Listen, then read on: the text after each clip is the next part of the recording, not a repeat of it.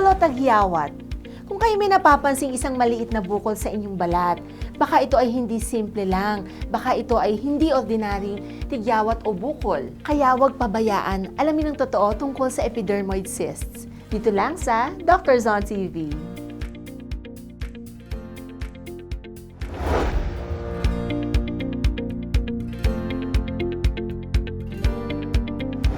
Kasangbahay, alam nyo ba na ang simpleng mukhang bukol sa balat na tinatawag na epidermoid cyst ay may mahabang kasaysayan at scientific studies? Hindi ito basta lang lumitaw sa mundo ng medisina. Para sa isang quick info blast ukol dito, alamin natin yan sa Dose of Information.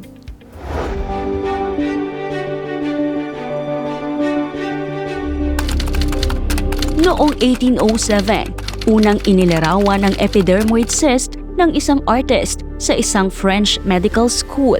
At kalaunan noong 1829, isang French pathologist na si Cuvier ang nagpakilala ng bansag na pearly tumor dahil ito sa makinis at malaperlas na anyo ng cyst.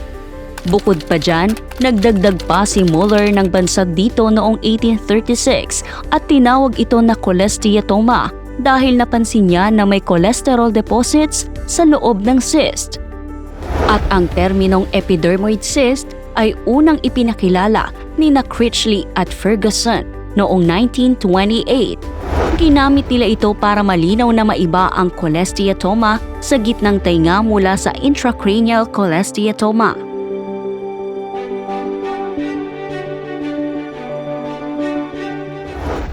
Napaka-informative ng ating dose of information. Kaya naku, heto na ang mas malalim na talakayan. We're joined by a trusted dermatologist from Makati Medical Center. Welcome to Dr. Zon TV, Dr.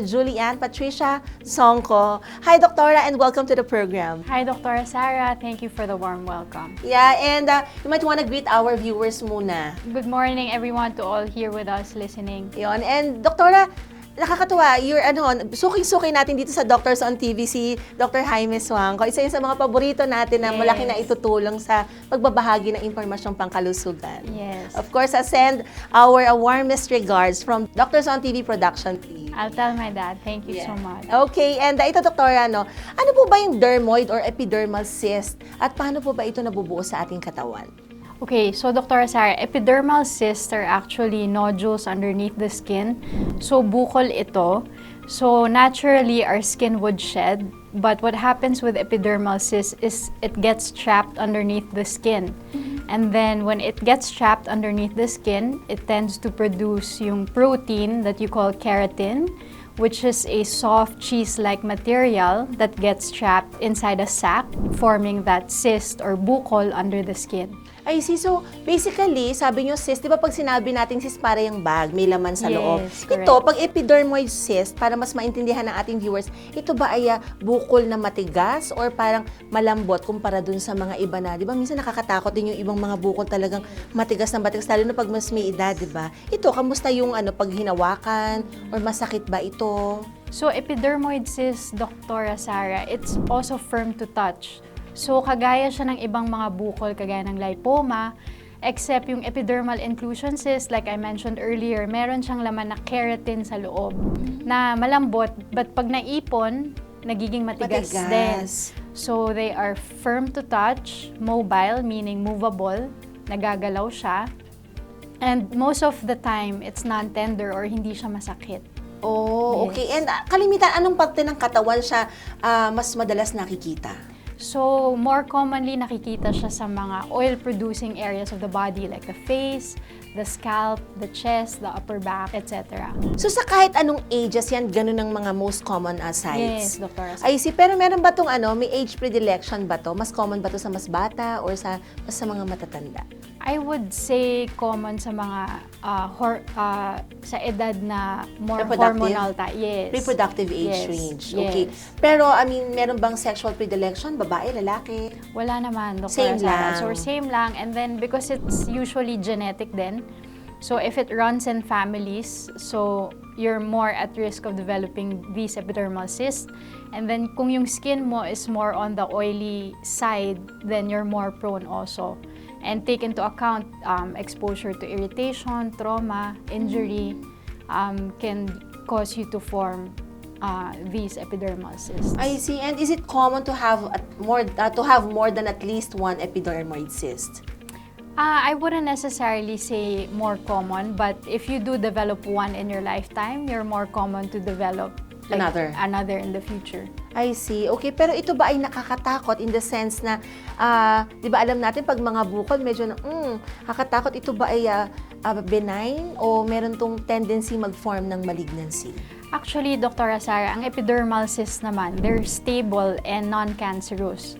So, actually, most of the patients who have epidermal cysts would say these cysts go unnoticed for long periods of time kasi nga asymptomatic siya or wala kang mararamdaman.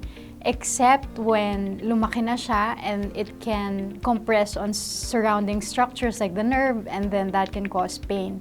Or located siya sa sensitive areas like the face, the scalp, na nakikita mo siya, nakakapa mo siya. So basically, pwede siya mag-stay dyan for as long as hindi mo siya pinatatanggal. Yes. It's just that pagka dun sa mga common sites na nakikita, yun lang aesthetic implication ng issue. Yes, correct. Okay, and so basically, pag hindi mo tinanggal, pwede lang siyang lumaki talaga.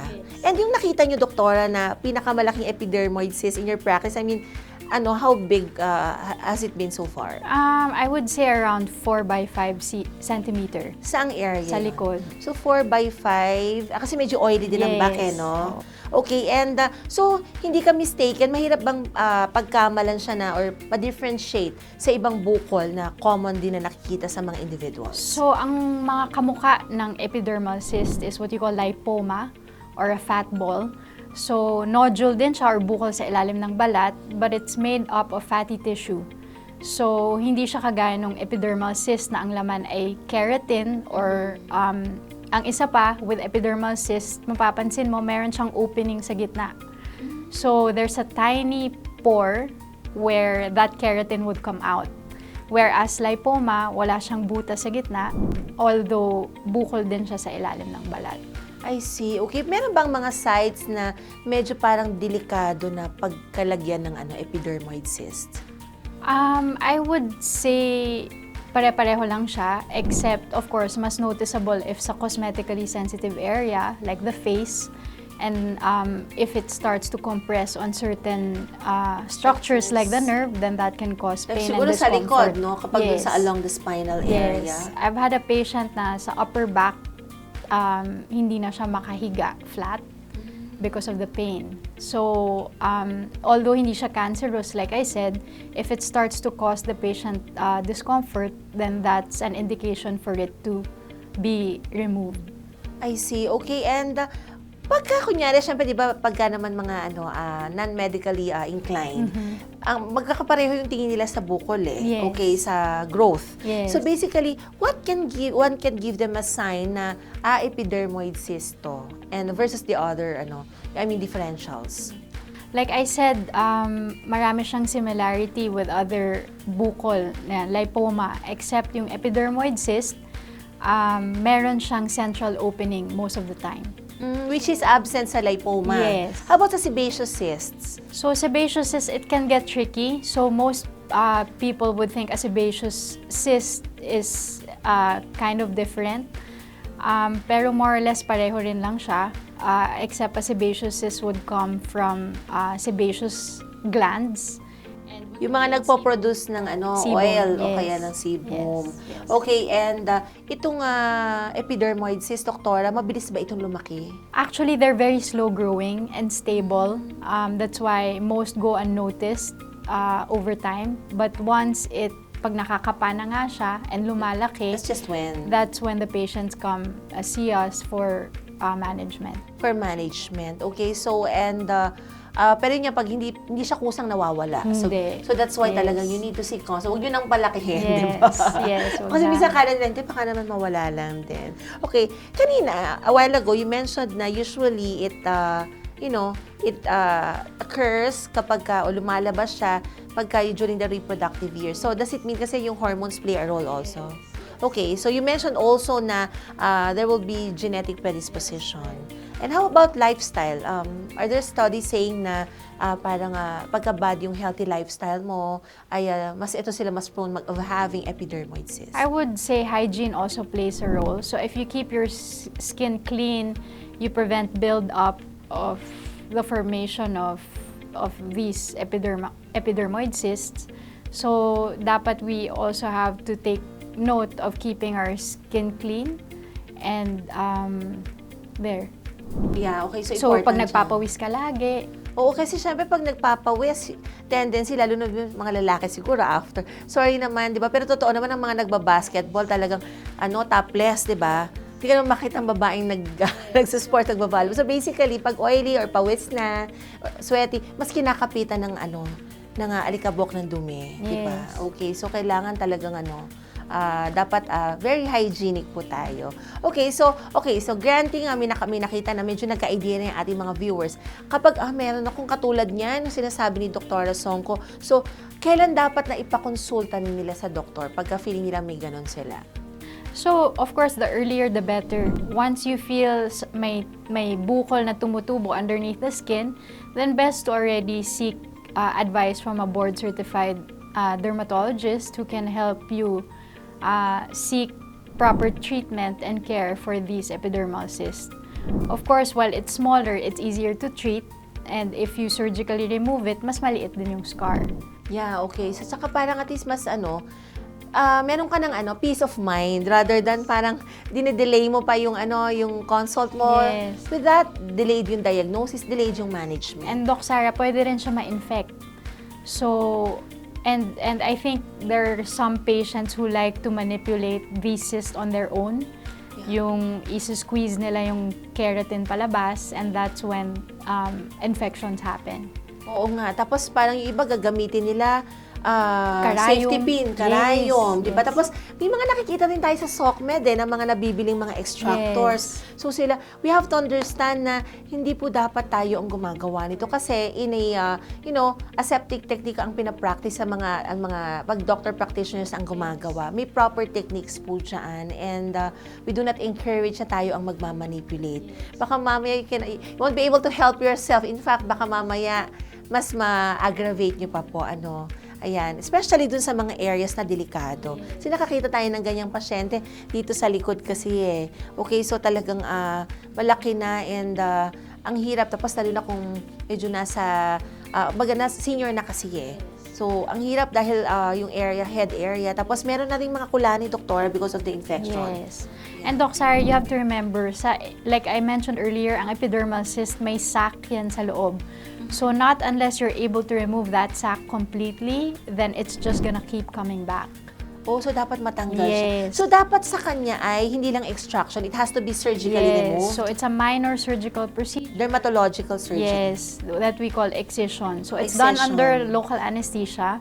When you remove the epidermal cyst, you have to be able to get the sac out completely. To avoid recurrence. Yes, to avoid recurrence, and also, like I said, yung squeezing na pinipilit mo lang to do it at home, na nilalabas mo yung keratin, it can cause infection and ugly scarring. Okay, so since you mentioned we started talking about yung excision and management and the like. Ano pa yung iba? How do you deal with that? How do you go about the management of epidermoid cysts? Yes, so we treat epidermoid cysts through a minor surgical procedure called excision. Like I said, you do it under local anesthesia, and then you excise, make sure you completely remove the sac out, and then once it's out, you do hemostasis and then suture the defect. Okay, and then after that, antibiotic Yes, prophylaxis. oral antibiotic antibiotics. just to avoid post-surgical infection. And then just follow up after like a few days. Yes, for Okay. suture removal, usually a week or two. A week or two. And how about the prognosis? Okay naman, Doctor? Yes, so like I said, once you take the sac out completely, then recurrence is very, very, Okay. chances of recurrence is very low. I see, okay. And, okay, kunyari, parang nung na-explain nyo na sa pasyente, ayaw niya, takot siya kasi pag nakarinig ng surgery, hindi Yes. ba? Okay, so pero ano ba yung mga dapat mga bawal gawin kapag may ganitong cyst? Bukod doon sa nasabi na natin kanina na never squeeze it, gano'n. Yun lang actually, Doc Sarah. Avoid manipulating the area kasi nga it can cause infection and unwanted scarring. So best to see a board-certified dermatologist to help you manage these epidermal cysts. I see. Okay. And, okay, so after that, so basically, meron bang mga preventive measures na lang para at least hindi? Katulad kanina sinabi nyo, yung good hygiene, I mean, do you still have some pointers to share? Actually, yun lang, Doc Sarah. And maybe if your skin is on the oily side or acne prone, just see a dermatologist to help you manage that too. I see. Okay. Nako, Doc. Ang dami na nating natututunan na mga detalye tungkol sa epidermoid cyst, no? But wait, hindi pa po dito nagtatapos ang ating usapan dahil magbabalik po ang Doctors on TV.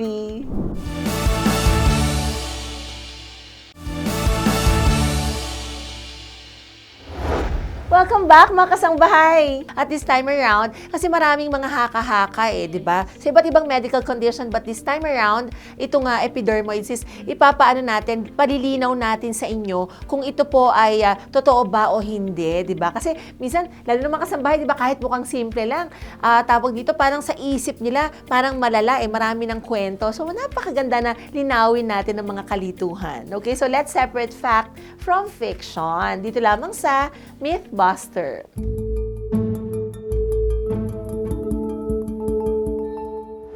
Ito po, iisa-isahin natin, Doc, yung mga kumakalat na paniniwala tungkol sa epidermoid cyst. Okay? So, sasabihin nyo lamang po kung ito po ay myth. Now, if ito po ay may katotohanan, paki-explain po, Doktora. Okay, ready ka na po ba? Yes, Doc Sarah. Okay, so eto, Doktora, kapag may bukol sa balat, cancerous agad. Myth. Myth. So, like I said, hindi lahat ng bukol ay malignancy or delikado. So, like ang epidermal cysts, these are benign nodules or growth underneath the skin. So, madali siyang matreat.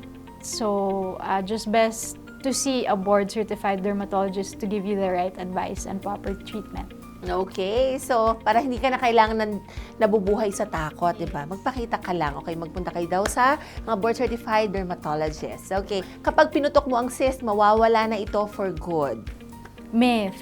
So, Doc Sarah, like I mentioned earlier, if hindi matatanggal completely yung sac kung saan naiipon yung keratin, which forms the cyst, hindi siya mawawala or it won't disappear on its own.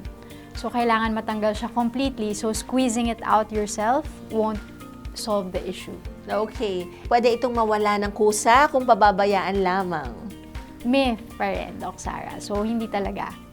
Hindi siya mawawala on its own if hindi mo siya tatanggalin.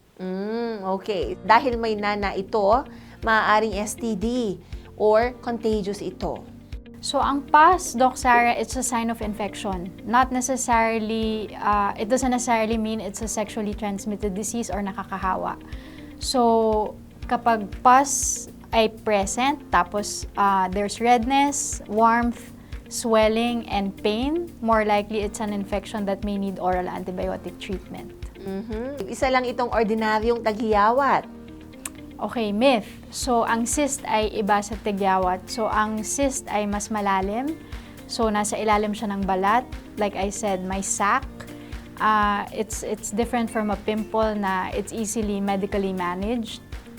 Cysts need to be surgically removed for it to completely resolve. Safe naman tanggalin ng cyst gamit ang karayom sa bahay. Myth. So, like I said earlier, manipulation at home with yung mga karayom or perdible, this can only lead to infection. So, best not to self-treat. Like I said, see a board-certified dermatologist to help you manage these cysts. Just give this to the experts. Yes. Okay, mamaya matetano pa tayo, Yes, di ba? correct. Oo, yan. Okay, so once natanggal na, hindi na ito babalik. If you are able to take the sac completely out, then hindi na siya babalik. Pero if tinatanggal mo lang yung laman, then more likely babalik at babalik siya ulit.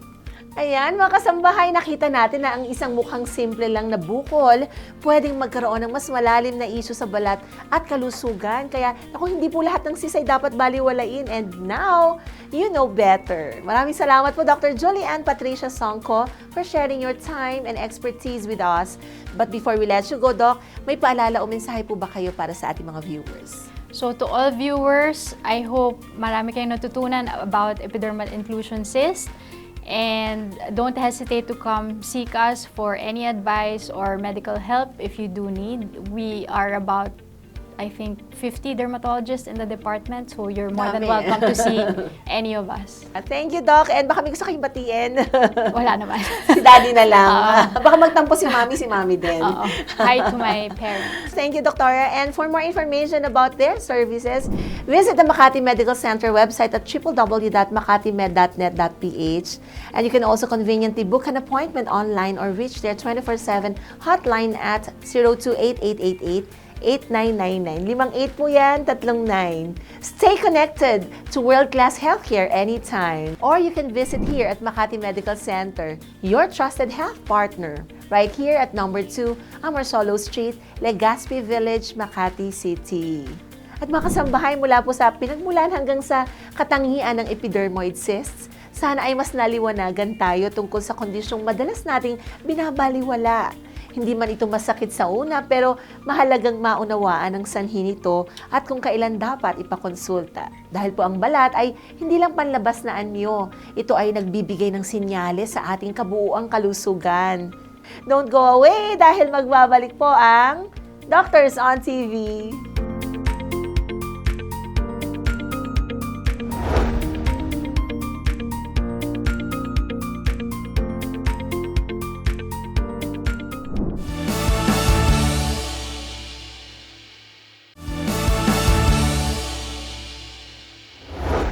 Welcome back, mga kasangbahay! Kung kanina ay tinalakay natin ang mga sintomas at katangian ng epidermoid cysts, ngayon naman isang topic na madalas kinakahiya pero mahalagang bigyang pansin. Yes, we're talking about cysts down there.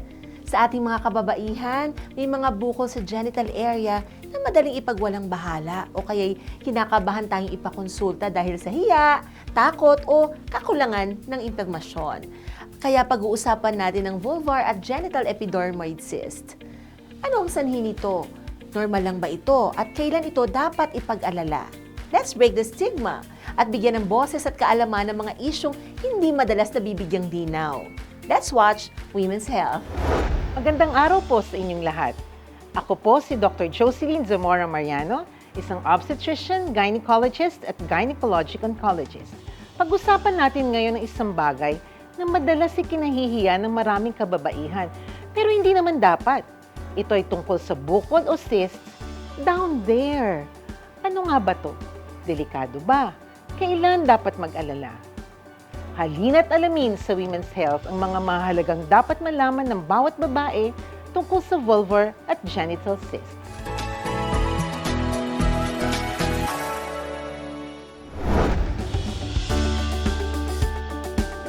Ang vulvar skin or ang vulva ay ang parte ng ating pagkababae doon sa may bandang ibaba. Ang balat na nandito ay katulad din ng balat sa buong katawan natin. Kaya kung ano man ang magiging bukol sa ating katawan, maaring magkaroon din sa baba. Ang epidermis ang pinakamataas na bahagi doon sa layers ng ating balat. Dahil dito, yun ang pinakamanipis, nagkakaroon ngayon ng pagkakataon na magkaroon ng mga epidermoid cysts or pagka nagkaroon ng trauma or injury doon sa balat, maaring magkaroon ng pamumuo ng naipong mga dumi o kaya mga mucus dito sa area na to at yun ang pinagmumulan ng cyst. Kahit ano namang bukol na tumubo sa katawan natin, nakakabahala yon. Pero dahil hindi natin madalas nakikita, minsan nasasalat lang natin eh. O kaya pag tumupunta tayo sa ating gynecologist, doon lamang natin nalalaman na meron na pala tayong bukol doon. Iba't ibang klase ang bukol. May mga bukol na dahil sa infection, meron namang tinatawag na non-infectious na type ng bukol. Meron din tinatawag na bukol na mabait at meron din namang bukol na patungong cancer. Yun ang ating dapat alamin, no? So, pag nagkakaroon ng bukol doon, dahil hindi naman natin siya nakikita kaagad, minsan nasasalat lamang siya, kailangan malaman natin kung ano ang nararamdaman kasama ng bukol na nararamdaman natin. Ito ba'y may kasamang pangangati? Masakit ba ito? Lumalaki ba ang bukol na to? O kaya'y nagkakaroon ba ng mabilis na pagbabago sa kulay, no? Walang pinipili ang bukol kahit ano pang edad mo. Pero minsan, nakakaapekto yung lifestyle din natin. Minsan kung tayo ay gumagamit tayo ng masisikip na kasuotan, yung masyadong mainit na kasuotan, minsan nagkakaroon tayo ng irritation, skin irritation, na kapag nakamot mo siya, nagkakaroon to ng mga butlig-butlig bilang senyales na maaring may infection ng kaakit-bation. So dapat iwasan yung pagsusuot ng ganung mga tight-fitting clothes. Minsan din, may mga bukol na nakikita natin kapag nasa mga matatanda na. Kapag yung bukol ay lumalabas sa mas may edad na, usually nag-menopause na, ito yung mas madalas nating iisipin, ito ay related sa cancer. Pero yung iba, maaring makita natin in relation din sa pagregla natin. Meron nga kaming tinatawag na endometriotic cyst doon sa tahi. Kung minsan pagkapanganak natin, no, tuwing magre-regla tayo, napapansin natin, merong bukol na tumutubo doon sa pinagtahian sa atin or doon sa episiorophy scar. Mapapansin natin na kapag sumasakit iyon tuwing tayo ay nagre-regla, isang indikasyon yon na maaring ito ay dala ng mga sa lining, mga glands sa lining ng matres na naisalin doon sa may bahagi ng ating tahi. Ito yung mga tinatawag nating related sa pagre-regla at ating dapat namang alamin. Meron namang klase ng mga bukol na tumutubo pagkatapos mag-ahit. Kaya nga yung buhok doon sa puwerta natin, minsan hindi dapat inaahit yon dahil merong purpose yung ating pubic hair. Tinutulungan itong labanan yung mga bakterya bilang pananggalan natin sa mga infection na maaaring pumasok sa katawan. So, hindi lahat dapat inaahit yung pubic hair. Meron lamang sigurong nakagisnan na kultura or nakagisnan mong mas gusto mong mas malinis kang ang pakiramdam mo kapag ka na nagsishave. Pero hanggat maaari, hindi dapat sinishave ang pubic hair. Unang-una, kailangan malaman natin ano ba ang sanhi ng bukol na nakakapako. Ito ba ay dahil sa may nabubuong mga dumi na nandoon sa loob? Ito ba ay katulad ng nabanggit ko? Ito ba ay dala ng isang endometriotic cyst? No? Ito ba ay dala ng isang maliit na bukol noon na parati kasing nasasaling lang siya, parating tinatamaan kaya lumaki na lumaki yung bukol na yon. Doon natin malalaman kung anong klaseng treatment ang pwede natin gawin. Halimbawa, kung isang klase ng bukol ay may kasamang pamamaga, baka pwede pang daanin sa antibiotics muna. No? Hindi lahat ng Bartholin's duct cyst ay tatanggalin kaagad. Binibigyan namin muna minsan ng gamot para malaman antibiotics kung ito ba ay liliit. Kung may napapansin kaming pamumula doon sa bukol, nakapaligid sa bukol, minsan mas magandang bigyan muna ng antibiotics para malaman natin kung magsasubside yung bukol na yon. Kung ang bukol naman ay masyado ng malaki, masyado na siyang nakaka-irritate, nakaka-istorbo na sa pang-araw-araw na ginagawa ng pasyente, doon namin pwede silang operahan. Yung operasyon naman ay maaaring minor lang, no? So pwede namin lagyan ng hiwa yung ibabaw ng bukol, aalisin namin yung pinakalaman ng bukol na yon. O kaya yung buong bukol pwede namang tanggalin. Depende sa klase at laki ng bukol, yung treatment na ginagawa ng mga doktor para sa mga ganitong kaso. So, dapat mo nang tingnan kung anong klase yung bukol bago natin masabi kung gaano kadelikado yung bukol na yon para sa nasabing pagbubuntis. Maari bang maging cancer ang mga genital cysts? Napaka-rare. No, bihirang-bihirang nagkakaroon ng pagbabago na maaring maging cancer yung mga genital cysts na yon. Kadalasan kapag nakita namin ng mga bukol, ang cyst kasi generally pag sinabing cyst, ang laman niyan tubig o kaya malambot na klase ng bukol. Pero pag ang bukol na nasasalat, tapos menopause na yung pasyente, ito kadalasan ng mga characteristics ng cancer, kaya dapat magpatingin ka agad.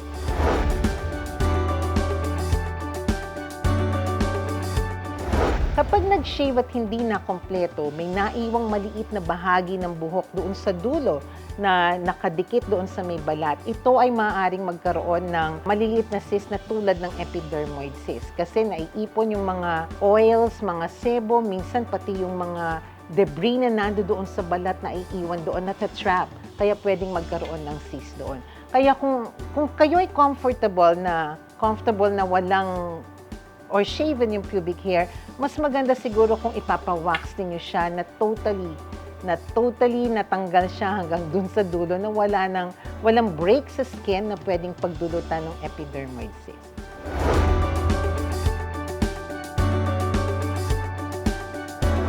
Siguro dapat lamang nating tandaan na dapat nating panatiling malinis din ang ating puwerta. No? So para makaiwas dito, kailangan mong alamin ang sarili mo parate. So paghuhugas ng madalas, panatilihing malinis ang ating puwerta, pagkakaroon ng monogamous na relationship para iwas na rin sa sexually transmitted illnesses.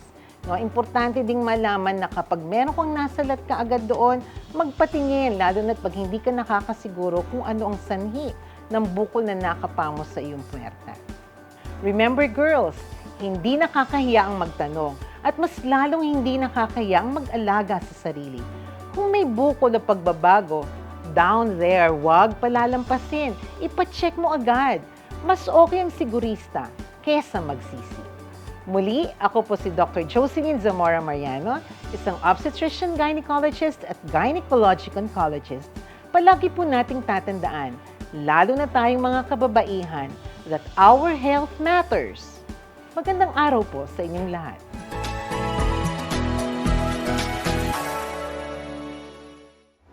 Ayan mga kasambahay, naku, kahit mahirap pag-usapan ang mga sensitive na bahagi ng ating katawan, kagaya po ng mga cysts sa genital area, mahalaga pa rin maging informed tayo at naku, huwag matakot magpakonsulta. Remember, ang pag-aalaga sa sarili ay hindi lang panglabas na ganda. Ito ay para sa ating kabuuang kalusugan at kapayapaan po ng isip. Kaya mga kababaihan, huwag mahiya sa mga tumubong bukol na hindi pamilyar. It could be nothing, pero mas mabuti po ang maagang pagtutuon ng pansin. And with that, maraming salamat po sa inyong pagsubaybay. Mga kasambahay, sa amin pong layuning maibigay ang mahalagang impormasyon para sa inyong kalusugan. At syempre, taos-pusong pasasalamat kay Kuya Daniel Razon sa walang humpay na suporta sa tunay na public service. At kay BMPI General Manager, Mr. J. Eusebio, may you be both continually blessed with good health and success. And of course, binabati rin natin si VP Nolly, VP Bong, VP Joseph, VP Jerry, VP Ruth, ang Doctors on TV production team, Public Service Department at ang KDR Group of Companies. And binabati ko rin yung aking kambal, si Iyo and si Iya. Hello, belated happy birthday, and hi din kay EJ and kay Dr. Alain at sa mga pasyente po natin sa Barba Cabudil Health and Wellness Center. And also binabati natin yung mga taga-Delicatessen Food Corporation headed by Mr. and Mrs. Jonathan Mooney. Hi sa mga taga-Pinnacle Robotics, sa team ni Sir Red, he's on. And of course, kay Tita Leti Duarte and kay Deng, hello sa inyo. Salamat po sa mga taga-suporta ko po. Ayan, thank you po. And of course, Nanay and Tatay, I love and miss you both so much. And Dr. Zon TV would like to thank Capital Medical Center Incorporated, located at Quezon Avenue, corner Scout Magbanwa Street, Barangay Paligsahan, Quezon City. And you may contact them through their trunk line numbers 02-8372-3825 and 02-5318-5110 or through their mobile numbers 0919-069-1890 hanggang 91. You may also visit their website at www.capitalmedical.com.ph. Also, we would like to thank Soc Sargent General Hospital. For inquiries, you may visit their website at www.sgh.doh.gov.ph.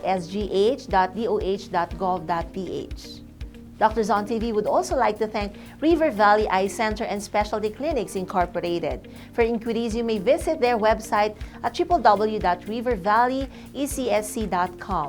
At kung gusto niyo pong balikan ang mga segments today o i-share sa mga kaibigan ninyong health enthusiasts, pwedeng-pwede po. Just visit our social media pages at www.facebook.com/DoctorsOnTV and hit the subscribe button on YouTube at www.youtube.com/@UNTV News and Rescue para po lagi kayong una sa health info. At huwag pong kalimutang tumutok ulit next Sunday, 9 a.m. Dito lamang po sa UNTV. And also, don't forget to like and follow my Facebook page. Just type Dr. Sara Barba Cabudil in the search box. Muli po, magandang umaga at maraming salamat sa inyong lahat na nakisama na naman sa isang makabuluhang talakayan tungkol po sa kalusugan. Ako po si Dr. Sara Barba Cabudil. At laging paalala namin, let's make it a habit to learn about good health. Only here at Doctors on TV.